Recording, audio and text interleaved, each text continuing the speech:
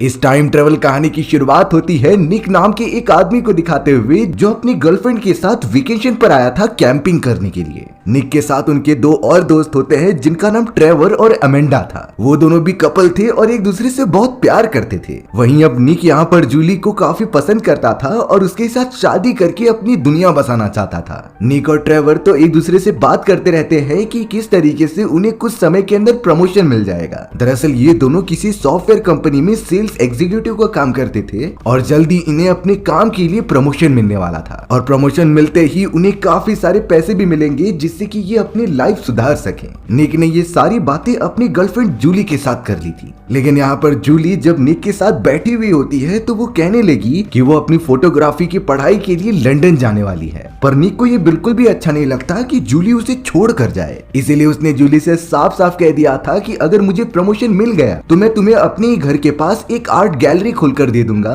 जहाँ पर तुम अपने पैशन को आराम से फॉलो कर सकती हो। जूली ने भी निक की ये बात मान ली और ये सारी चीजें फॉलो करने के लिए राजी हो गई। वो चारों अपने इस टाइम को काफी मजे कर रहे थे और कैंपिंग को एंजॉय करते हैं, लेकिन तभी अचानक निक को एक कॉल आता है उसकी कंपनी वालों से। कंपनी वाले बताने लगी कि उसे एक इम्पोर्टेंट मीटिंग अटेंड करनी है क्योंकि उनके पास एक बहुत ही बड़ा क्लाइंट आया है और ये मीटिंग जल्द से जल्द निक को ही लेनी पड़ेगी क्योंकि ये उसका क्लाइंट है। निक अब अपनी कंपनी को इस समय मना नहीं कर सकता था क्योंकि उसका प्रमोशन काफी क्लोज होता है और उसके कंपनी में ब्रिस्टल नाम का एक और एम्प्लॉय था जिसकी उससे राइवलरी थी, यानी कि उन दोनों में डिसाइड होने वाला था कि किसे प्रमोशन मिलेगा। और निक इस मोमेंट में किसी भी तरीके का चांस नहीं लेना चाहता था कि जिससे उसे प्रमोशन ना मिले, इसीलिए अब ये निक की मजबूरी हो गई थी कि उसे अपना वेकेशन कैंसिल करना पड़ा बीच में ही और जाना पड़ेगा कंपनी के अंदर अपने क्लाइंट को संभालने के लिए। हालांकि ये बात जूली को बिल्कुल अच्छी नहीं लगती क्योंकि निक को पहले ही टाइम नहीं मिलता और जब यहाँ वो सब इतने समय बाद वेकेशन के लिए आए हैं तो भी निक बीच रास्ते में ही हमें छोड़कर जा रहा है। अब वो चारों कार में बैठकर वापस शहर की तरफ जा रहे होते हैं। जूली तो अपने एक छोटे कैमरा की मदद से सारे लोगों की फोटो लेती है और काफी मजे करती है। उसने तो सीट बेल्ट भी नहीं पहना था, लेकिन तभी अचानक निक जो कार चला रहा था उसका टायर फट जाता है और वो कार एकदम आउट ऑफ कंट्रोल होकर रोड के एकदम क्रॉस में जाकर खड़ी हो गई। निक अपने कार को स्टार्ट करने की कोशिश कर रहा था लेकिन उससे हो नहीं पाती,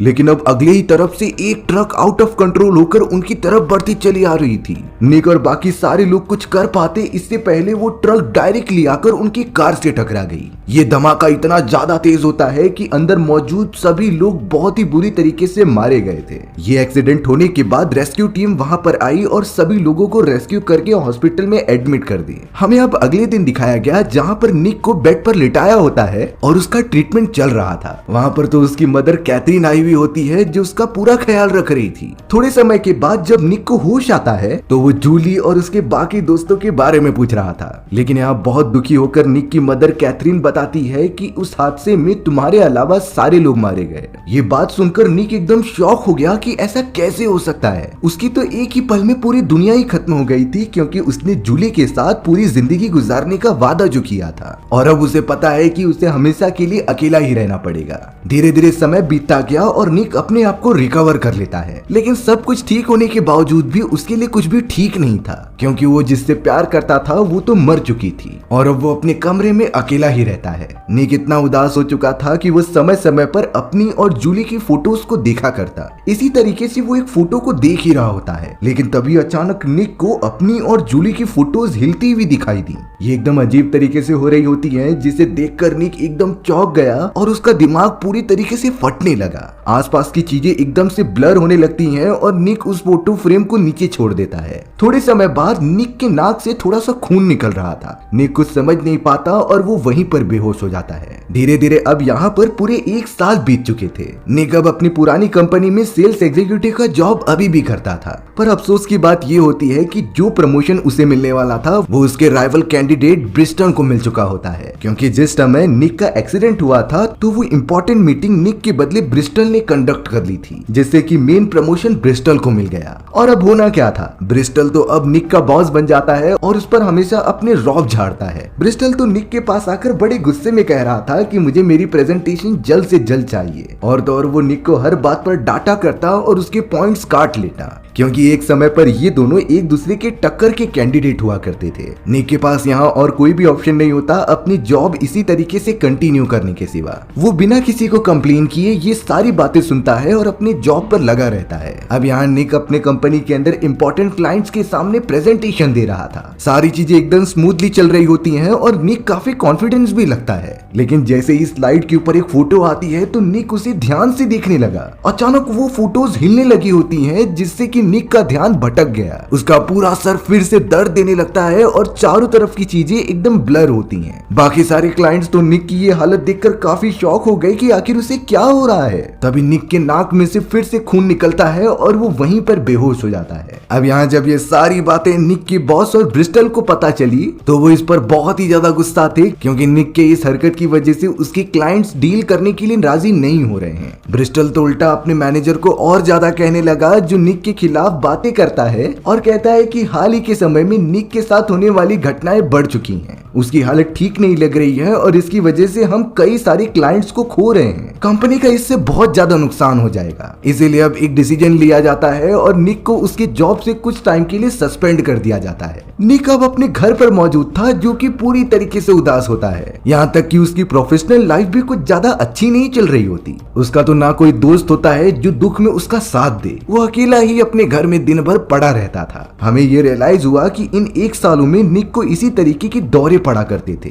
अब निक अपने कंप्यूटर में मौजूद जूली की फोटोज देखने लगता है, क्योंकि उसे बहुत ज्यादा याद आ रही थी। उसने जैसे ही अपनी और जूली की फोटोज ओपन की तब फिर से वही सारी चीजें रिपीट हो रही होती हैं, यानी कि इमेज अपने आप हिलने लगी। निक इस बार बिल्कुल भी कंट्रोल नहीं कर पाता और अपने दिमाग पर काबू छोड़ देता है। टेबल पर रखी गई सारी ड्रिंक्स एक साथ गिर गई और वो बहुत ही ज्यादा कमजोर होकर बेहोश होने लगा। लेकिन एक मोमेंट के बाद अचानक ऐसा लग रहा था कि समय पीछे जा रहा है, क्योंकि टेबल पर रखी गई सारी चीजें वापस से अपनी जगह पर आ गई और घड़ी में मौजूद सुइयां पीछे की तरफ घूमने लगी थी। अगले ही मोमेंट में निक ने जब अपनी आंखें खोली तो वो उस मोमेंट में चला गया होता है जब वो जूली और अपने दोनों दोस्तों के साथ कार से वापस अपने घर जा रहा था। ये सब क्या हो रहा होता है उससे फिलहाल के लिए कुछ समझ नहीं रहा था, लेकिन वो चीजें एकदम रियल लग रही थी। निक ने नोटिस किया कि ये तो वही मोमेंट है जो एक्सीडेंट होने से पहले का था। जूली पहले की तरह ही फोटो ले रही होती है और उसने अपना सीट बेल्ट नहीं लगाया था। निक ने तो तुरंत ही जूली को कहा कि तुम सीट बेल्ट जल्द से जल्द लगाओ, जिससे कि जूली सीट बेल्ट तो लगा लेती है, लेकिन कार का टायर उसी तरीके से फट गया और वो आउट ऑफ कंट्रोल होकर रोड के बीच में चली जाती है। ये सारी चीजें निक एक्सपीरियंस कर रहा था और उसे पता होता है कि इसके आगे क्या होने वाला है। वो तुरंत ही कार को चालू करने लगा जिससे कि इसे आगे लेकर जाया जा सके। तभी अचानक सामने से वही बड़ा सा ट्रक आता है जो सीधा उनकी कार की तरफ बढ़ रहा था। पर अच्छी बात तो ये थी कि निक ने कार को आगे ले लिया जिससे कि उनकी टक्कर नहीं होती, लेकिन उनकी कार एक पेड़ से जाकर टकरा जाती है जिससे कि अंदर मौजूद सभी लोगों को काफी चोट लगी थी। अब इस मोमेंट के बाद डायरेक्टली निक की आंख उसके रूम में खुली होती है। निक ने ये नोटिस किया कि उसके पूरे कपड़े बदल चुके हैं और उसका घर भी एकदम अलग लग रहा है। उसे लग रहा था कि कहीं वो दूसरी जगह पर तो नहीं आ गया, लेकिन थोड़ी देर में अचानक निक के घर में से जूली की आवाज आती है और वो सीधा उसके सामने आ चुकी थी। निक तो एकदम से चौंक गया और जूली को पकड़कर रोने लगा। वो जूली को इस तरीके से देखकर बहुत ज्यादा खुश होता है। जूली एकदम से सोचने लगी कि आखिरकार इसे अचानक क्या हो गया, ये इतना रोमांटिक क्यों हो रहा है। निक को ये सच्चाई पता चलती है कि उसने जूली के साथ शादी कर ली है, पर जूली को इस बात का बिल्कुल भी नहीं आइडिया था कि निक एक दूसरी टाइमलाइन से आया है, यानी कि निक उस समय से आया था जब जूली और उसके सभी दोस्त मर चुके थे। हालांकि निक को भी ये बात पता होती है, पर वो ज्यादा कुछ समझना नहीं चाहता था। निक इसीलिए खुश होता है क्योंकि उसे जूली वापस मिल गई। उसने तो शुरुआत से ही ऐसी ही लाइफ की इमेजिनेशन की थी जिस तरीके से वो जूली के साथ अपनी जिंदगी गुजारे। अब जूली यहाँ पर निक को कहती है कि हमें जल्द से जल्द रेस्टोरेंट के लिए जाना होगा, क्योंकि आज जूली का बर्थडे था और उसका सेलिब्रेशन वहाँ पर होने वाला है। निक अब जल्द से जल्द जूली के साथ रेस्टोरेंट में पहुँचता है जहाँ पर उसके वो दोनों दोस्त भी थे, यानी कि ट्रेवर और अमेंडा। वो उन दोनों को भी देखकर काफी खुश हो रहा था क्योंकि उस एक्सीडेंट में इन दोनों की भी मृत्यु हो चुकी थी। लेकिन अब निक जिस टाइमलाइन में वापस आया है उसके अंदर ये सभी लोग जिंदा हैं। हालांकि ये सारी बातें निक के अलावा और किसी को भी नहीं पता थी। अब यहाँ ट्रेवर से बात करने के बाद वो निक को बता रहा था कि वो भी कुछ समय में अमेंडा को शादी के लिए प्रपोज करने वाला है, इसीलिए निक ट्रेवर को ऑल द बेस्ट कहता है अपनी इस ट्राई के लिए। वहीं अब निक को जब जूली के साथ थोड़ा सा टाइम मिला था कि वो बात कर सके, तो वो उसे ये सारी कंडीशन के बारे में बताने की कोशिश करता है कि किस तरीके से उसने टाइम ट्रेवल किया है और वो उस समय से आया था जहाँ पर तुम सभी लोग मर चुके थे, लेकिन अब शायद सब कुछ ठीक हो चुका है। हालांकि जूली निक की इन बातों पर ज्यादा भरोसा नहीं करती और उसे लग रहा था कि शायद निक कुछ ज्यादा ही सोच रहा है। अगले ही दिन से निक अपने जॉब पर वापस आ गया और वही सेल्स एग्जीक्यूटिव की नौकरी करने लगा, लेकिन साथ ही साथ वो इन बातों को भी जानने की कोशिश करता है कि ये जो 1 साल बीते हैं जहाँ पर जूली और उसके दोनों दोस्तों की मौत नहीं हुई थी, तो उसके साथ आखिर क्या हुआ। निक ने तो टाइम ट्रेवल, अल्टरनेट रियलिटी और इन सारी चीजों के बारे में पता लगाने की कोशिश की कि आखिरकार ये टर्म्स सच में होते हैं और कैसे काम करते हैं। इतना ज्यादा रिसर्च करने के बावजूद भी निक को अपना सॉल्यूशन नहीं मिलता, लेकिन थोड़े समय बाद उसने ये सारी चीजों पर गिव अप कर दिया होता है। उसे जो चाहिए था वो मिल गया है, तो भला वो उन सारी चीजों के बारे में और डीपली क्यों जाने। अब यहाँ निक और ट्रेवर जिस कंपनी में काम करते थे उसमें एक इम्पोर्टेंट मीटिंग कंडक्ट की गई, जहाँ पर ब्रिस्टल बता रहा था कि ट्रेवल की बैड परफॉर्मेंस के कारण हमारे कई सारे क्लाइंट दूर जा रहे हैं, इसीलिए एक कंक्लूजन निकाला गया कि हमें ट्रेवर को निकालना होगा। ब्रिस्टल तो ट्रेवर को बिना कोई नोटिस दिए निकाल देता है, लेकिन ये बात निक को बिल्कुल भी अच्छी नहीं लग रही थी। वो तो सीधा ब्रिस्टल की तरफ चला गया और उससे कहने लगा कि तुम मेरी वजह से ट्रेवर को निकाल रहे हो क्योंकि तुम्हारी दुश्मनी मुझसे है। ब्रिस्टल निक की इस बात से बहुत गुस्सा होता है और अब उसने निक को भी उसके साथ निकाल दिया था। निक खुशी खुशी वहां से अपना जॉब छोड़कर चला जाता है। हालांकि ट्रेवर निक से मिलकर कह रहा था कि तुम्हें मेरे लिए अपनी जॉब को नहीं छोड़ना चाहिए था, ये तुम्हारी जिंदगी है और ये जॉब तुम्हारे लिए काफी इम्पोर्टेंट भी है। पर निक यहाँ पर ट्रेवर को कंसोल करता है कि हम अपनी जिंदगी जी सकते हैं अपने हिसाब से, हमें अपना टाइम इस बेकार सी कंपनी के लिए नहीं वेस्ट करना चाहिए। लेकिन जब निक के जॉब छोड़ने की ये सारी बातें उसकी वाइफ जूली को पता चली, तो जूली उसके ऊपर काफी गुस्सा हो जाती है क्योंकि उनकी फाइनेंशियल कंडीशन अब ज्यादा अच्छी नहीं थी, और एक तो निक ने जूली से उसके लंदन जाकर पढ़ाई करने का वादा किया था वो भी पूरा नहीं किया। तब से ही उनकी फाइनेंशियल कंडीशन गिरती ही चली जा रही है। निक को भी एक समय बाद ये बात का रियलाइजेशन हुआ, इसीलिए वो भी काफी सोच में पड़ गया कि आखिर वो क्या करे। अब निक यहाँ पर रेफ्रिजरेटर में कुछ ड्रिंक्स निकाल कर पी रहा होता है, तभी उसे वहाँ पर लगी हुई एक फोटो दिखाई देती है। दरअसल ये एक ऑफिस पार्टी की फोटो थी जिसके अंदर ब्रिस्टल भी मौजूद था। तो निक यहाँ पर एक और बार सोचने लगा कि वो फिर से टाइम ट्रेवल करके उस समय में चला जाए जहाँ पर वो अपने प्रमोशन ले ले और अपनी जॉब को सिक्योर कर ले। निक फिर से एकदम ध्यान लगाने लगता है और उस फोटो के टाइमलाइन से कनेक्ट होने की कोशिश करता है। निक तो अब अगले ही मोमेंट में उस टाइमलाइन में आ चुका था जब वो ऑफिस पार्टी अटेंड कर रहा होता है। इस समय में अभी तक ब्रिस्टल को भी प्रमोशन नहीं मिला होता, इसीलिए अब निक अपना प्लान जारी रखता है और एक ड्रिंक लेकर ब्रिस्टल के ऊपर गिरा देता है, जिससे कि ब्रिस्टल का ध्यान भटका रहे और वो वॉशरूम में चले जाए। ब्रिस्टल के वहां से जाते ही निक तुरंत ही उसके ऑफिस में घुस जाता है और वहां पर मौजूद ब्रिस्टल की एक इम्पोर्टेंट क्लाइंट की फाइल ले लेता है, क्योंकि कुछ समय में ब्रिस्टल को इसी क्लाइंट के ऊपर अपना प्रमोशन मिलने वाला था, जो कि शायद अब कभी मिलेगा ही नहीं। निक ने जैसे ही ये सारी चीजें चेंज की, तभी अचानक वो फ्यूचर में पहुंच जाता है जहां उसके नाक से खून निकल रहा था। पर जैसे ही निक अपने सेंसेस में वापस आया तो वो दिखता है कि उसने काफी अच्छा सूट पहना है और उसका ऑफिस बहुत ही ज्यादा अच्छा लग रहा है। निक इस बात से चौंक गया कि आखिरकार शायद उसे सच में प्रमोशन मिल चुका है फ्यूचर में, क्योंकि उसने उसी हिसाब से अपने पास्ट को चेंज कर दिया था। निक जैसे ही अपने ऑफिस रूम से बाहर आया तो उसने देखा कि ब्रिस्टल उसके नीचे काम कर रहा है और वो निक को अपने बॉस की तरह ग्रीड भी कर रहा था। यानी कि ये बात सच है, वो प्रमोशन निक को मिला था और निक अब एक लेवल अप जाकर प्रमोशन लेके काम कर रहा है। निक तो यहाँ पर अब ब्रिस्टल को नीचा दिखाने लगा जिस तरीके से वो उसे दिखाया करता था। निक ब्रिस्टल से कहता है कि तुम मेरे डेस्क को साफ रखो और मेरे सारे काम करो। ब्रिस्टल को मजबूरन ये सारी चीजें करनी पड़ती हैं क्योंकि निक उसका बॉस जो था। वहीं अब कंपनी का मैनेजर निक को बुलाकर कहता है कि हमारी एक इम्पोर्टेंट क्लाइंट के साथ डिनर मीटिंग है, इसलिए तुम तैयार हो जाओ, हमें वहां पर जाना है। निक तो इस बात के लिए तुरंत रेडी हो गया और वहां पर जाने के लिए तैयारी करने लगा। सबसे पहले निक अपने घर जाने की तैयारी करता है और जैसे ही वो ऑफिस से बाहर निकला तो उसे पता चला कि उसके पास तो एक स्पोर्ट्स कार है जिसे कि चलाकर वो बहुत ही अच्छा फील कर रहा था। निक ने तो यहाँ पर सबसे पहले जूली के लिए एक वॉइस नोट भेजा कि वो घर पर जल्द से जल्द आ रहा है। उसे इस बात की खुशी थी कि इस टाइमलाइन में भी उसके दोस्त और जूली एकदम सही सलामत हैं। ट्रेवर तो किसी दूसरे क्लाइंट के साथ मीटिंग के लिए गया था। निक थोड़े ही समय में अपने घर पर पहुंचता है। तभी वो एकदम से एक्साइटेड होने लगा क्योंकि ये घर तो बहुत ही बड़ा था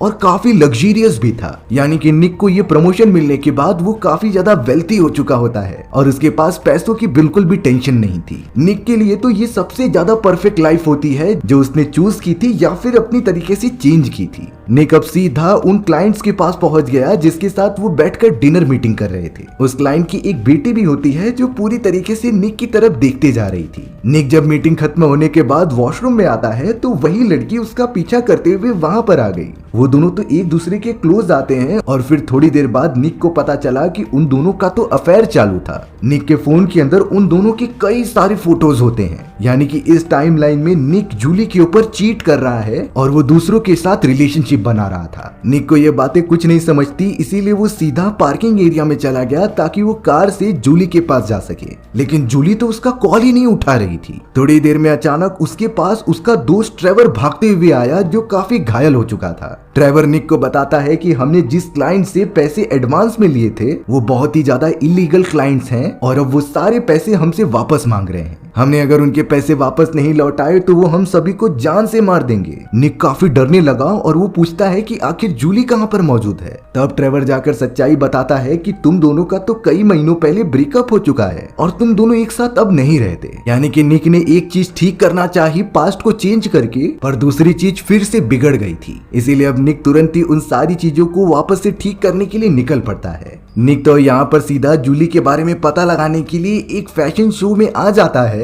जहाँ पर जूली एक फोटोग्राफर का काम किया करती थी। हालांकि यहाँ पर जूली ने अपना स्टाइल थोड़ा सा बदल दिया होता है, इसीलिए निक उसे अच्छी तरीके से पहचान नहीं पा रहा था। लेकिन आखिर में वो उसे पता लगा ही लेता है और उसके पास जाकर सॉरी बोलता है। लेकिन इस टाइमलाइन में पता चला कि जूली का एक बॉयफ्रेंड भी है जिसने कि उसकी आर्ट गैलरी को ओपन करने के लिए फंडिंग दी थी। और अब जूली भी निक को समझाती है कि उसने अपने लाइफ में मूव ऑन कर लिया है, वो वापस से पीछे नहीं जाना चाहती, इसीलिए तुम भी मेरे बारे में भूल जाओ। निक को इस बात से बहुत बुरा लगता है क्योंकि ये सारे चेंजेस तो उसने जूली के साथ अच्छी तरीके से रहने के लिए किए थे। उसे ये बिल्कुल आइडिया नहीं था कि जूली उसकी लाइफ से अलग हो जाएगी। निक तो अब सीधा ट्रेवर के साथ उस क्लाइंट के पास आ जाता है जिसने कि उनकी स्कीम में इन्वेस्ट किया था। वो क्लाइंट बहुत ही खतरनाक होते हैं और उनके कॉन्टेक्ट्स अंडरवर्ल्ड से भी थे। वो क्लाइंट्स तो उन दोनों से अपने सारे इन्वेस्टमेंट मनी वापस मांग रहे होते हैं जो कि शायद ट्रेवर ने खत्म कर दिए। इसीलिए अब उस क्लाइंट के कहने पर उसके आदमियों ने ट्रेवर को वहीं पर मारना स्टार्ट किया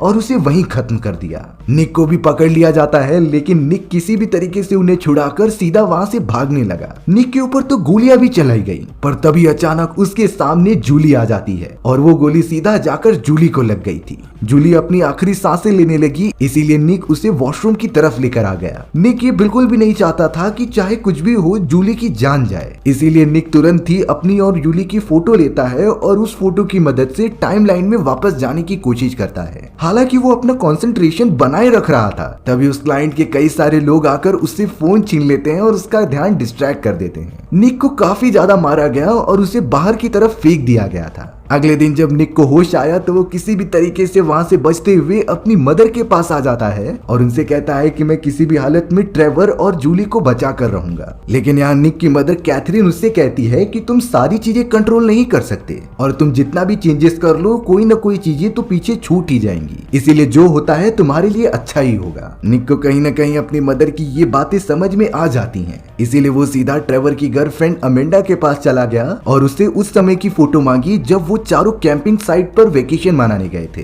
निक अब एक बार फिर से उसी फोटो को देखकर टाइमलाइन में वापस जाता है, यानी कि कहानी की एकदम शुरुआत में जब वो चारों एक साथ मौजूद थे। निक उस टाइमलाइन में आ तो गया था और अब उसे सारी पॉसिबिलिटीज पता होती हैं कि वो क्या करेगा तो क्या चेंजेस फ्यूचर में एक्सपेक्टेड होंगे, और उसे ये भी अंदाजा था कि कुछ ही समय में उनका एक्सीडेंट होने वाला है। इसीलिए अब निक ने अपनी गर्लफ्रेंड जूली से कहा कि तुम लंदन चले जाना अपनी मास्टर्स की पढ़ाई करने के लिए, और तो और वो उससे ब्रेकअप करने की भी भी बात करता है क्योंकि यही सारी चीजें उनके लिए अच्छी होंगी। जूली को इस बात से बहुत बुरा लगता है और उसने निक को कह दिया कि मैं तुम्हारे बच्चे की माँ बनने वाली हूँ। ये कहकर वो एक गाड़ी में बैठ जाती है और वहाँ से गुस्से में आगे बढ़ने लगती है। निक को भी अब जूली की काफी फिक्र होने लगी, इसीलिए वो भी दूसरी गाड़ी में बैठकर उसका पीछा करने लग जाता है। दोनों काफी तेजी से आगे बढ़ रहे थे और अब यहाँ पैरेलल आने के बाद निक जूली से माफी मांगता है और कहता है कि मैं जो भी कर रहा हूँ हमारे भले के लिए कर रहा हूँ। लेकिन जूली तो एकदम आउट ऑफ कंट्रोल हो चुकी थी। तभी अचानक निक के सामने एक कार आ जाती है और वो उससे बचने के लिए दूसरी तरफ मुड़ जाता है। निक की कार का ब्रेक एकदम फेल हो चुका था, इसीलिए वो सीधा पहाड़ से नीचे गिर गया। निक की उस दुर्घटना में बहुत बुरी तरीके से मृत्यु हो जाती है और वहाँ जूली एकदम सेफ मौजूद थी। अब हमें यहाँ कुछ सालों बाद का सीन दिखाया गया जहाँ पर जूली अपने एक बच्चे को खिला रही होती है। ये बच्चा किसी और का नहीं बल्कि निक का ही था। जूली ने इसका नाम निक ही रखा होता है। यहाँ पर हमें एक और रियलिटी पता चलती है कि निक के बेटे के पास भी वही सारी पावर्स हैं जो कि उसके पास थी। निक का बेटा उन सारी फोटोज को देखकर उसी तरीके से विजुअलाइज कर रहा था जिस तरीके से वो टाइम में पीछे जा रहा है और हमारी ये बटरफ्लाई इफेक्ट वाली कहानी यहीं खत्म हो जाती है। सो व्यूअर्स, आपको ये स्टोरी कैसी लगी कमेंट सेक्शन में बताना भूलना मत। और अगर आपको मेरा एक्सप्लेनेशन 1% भी अच्छा लगा होगा ना तो वीडियो को लाइक एंड चैनल को सब्सक्राइब जरूर कर देना। मिलते हैं इसी तरीके की मजेदार वीडियोस में, तब तक के लिए बाय बाय।